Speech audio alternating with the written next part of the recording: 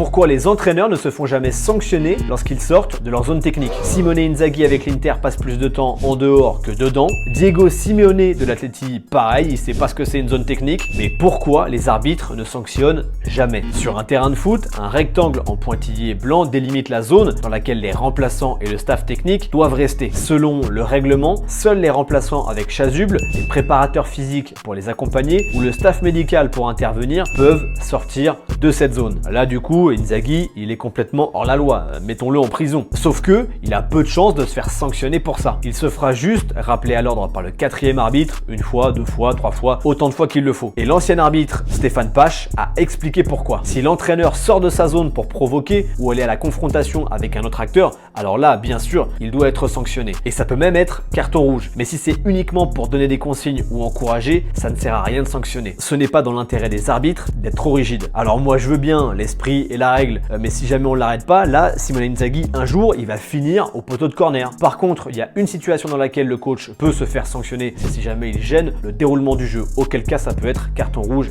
direct. Et parfois, Inzaghi et Simeone, ils en sont pas loin.